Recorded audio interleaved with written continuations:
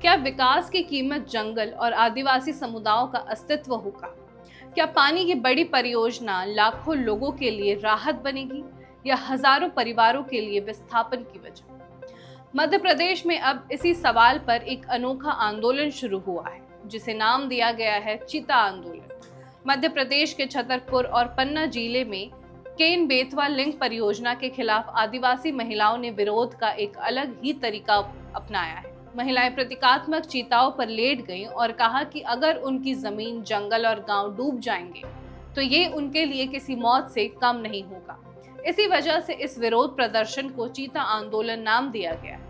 प्रदर्शनकारियों का कहना है कि दौधन बांध बनने से उनकी पुश्तैनी जमीन, जंगल और आजीविका खत्म हो जाएगी। उनका आरोप है कि उन्हें ना तो पर्याप्त मुआवजा मिला है और ना ही जमीन के बदले जमीन की स्पष्ट पुनर्वास नीति लागू की गई है। आंदोलन में शामिल कई महिलाएं अपने छोटे बच्चों को गोद में लेकर भी विरोध करती नजर आई हैं। उनका कहना है कि ये लड़ाई सिर्फ जमीन की नहीं बल्कि उनकी संस्कृति, पहचान और आने वाली पीढ़ियों के भविष्य की है।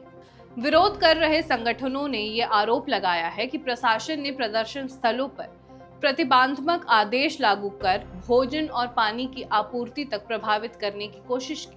हालांकि प्रशासन की ओर से इन आरोपों पर अलग अलग प्रतिक्रियाएं सामने आई हैं। पर्यावरणवादियों का कहना है कि इस परियोजना से पन्ना टाइगर रिजर्व का बड़ा हिस्सा प्रभावित हो सकता है। बाघ, घड़ियाल, गिद्ध समेत कई वन्य जीव के आवास पर असर पड़ने की आशंका भी जताई जा रही है। विभिन्न रिपोर्टों के अनुसार इस परियोजना के लिए करीब 20 लाख पेड़ों की कटाई हो सकती है और लगभग 21 गांव के डूब क्षेत्र में आने की संभावना है। वहीं दूसरी ओर सरकार का कहना है कि केन बेतवा लिंक परियोजना बुंदेलखंड की तस्वीर बदल सकती है। इस परियोजना से करीब 10.62 लाख हेक्टेयर भूमि को सिंचाई और 62 लाख लोगों को पेयजल और क्षेत्र में जल संकट से राहत मिलने का दावा किया जा रहा है। यानी एक तरफ विकास, सिंचाई और पेयजल की उम्मीद है तो दूसरी तरफ जंगल, पर्यावरण और आदिवासी समुदायों के विस्थापन की चिंता। अब सबसे बड़ा सवाल तो यही है कि क्या विकास और पर्यावरण के बीच ऐसा संतुलन बनाया जा सकता है जिसमें न लोगों का भविष्य डूबे और न ही प्रकृति का अस्तित्व।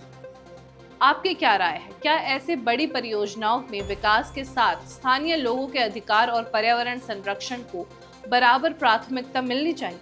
अपनी राय हमें कमेंट में जरूर बताएं।